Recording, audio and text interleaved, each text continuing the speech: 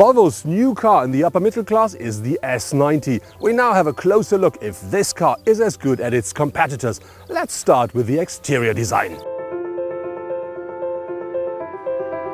The most important design feature of the new S90 at the front is for sure this slightly curved grille here with its 23 upright bars. And if you then come to the side, you see this very small eyes, the new headlights here, and this together makes the face of the car. I think it's slightly aggressive, but it looks brilliant. And if you then go to the side,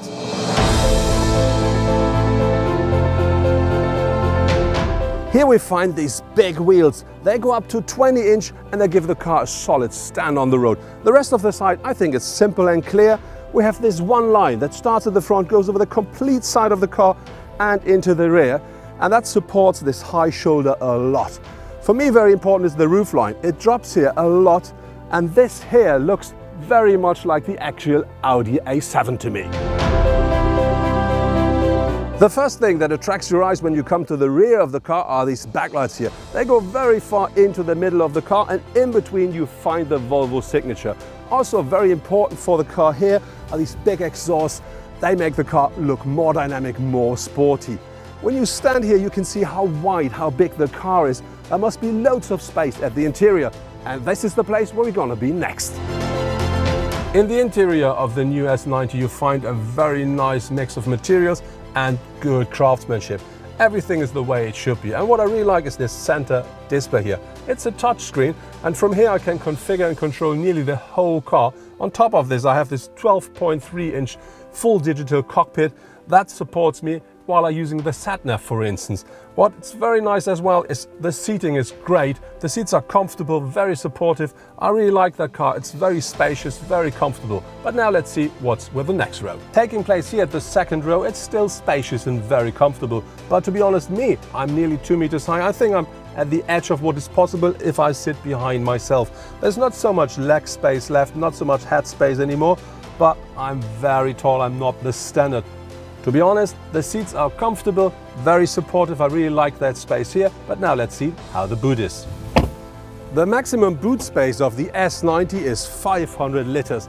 That should be enough for everyday use. If you need a lot more, you have to wait for the estate for the V90, because that one offers more than 1,500 liters. But now let's see what's under the bonnet.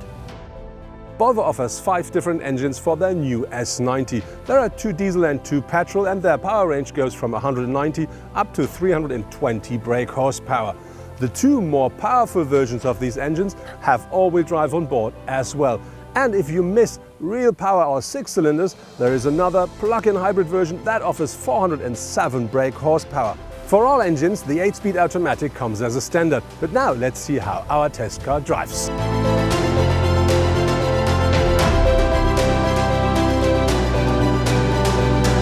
Our car is the S90 T5. That's the model with a 2-liter petrol engine with 254 brake horsepower and 350 Newton meters of torque. Like all the others, we have the 8-speed automatic gearbox on board, and this package works well. The car is easy and nice to drive. The sound level here at the interior is very low. It's a pure pleasure. But if you want to drive a bit more sporty, it sometimes sounds like the engine must work too hard. This is only a 4-cylinder, so I think I miss the 6-cylinder engines. The cure might be the offered plug-in hybrid model, which offers 407 brake horsepower, but I still think if you offer a car like this, you should also offer a 6-cylinder engine as an option.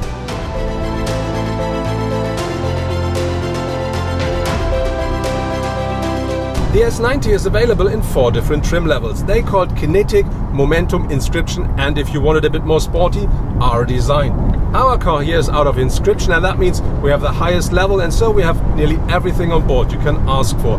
But even if you buy the cheapest version, you will still have loads of technology. For instance, in series they offer a traffic sign recognition, a traffic jam assist, adaptive cruise control, and loads of other technology that make life a lot easier and safer as well.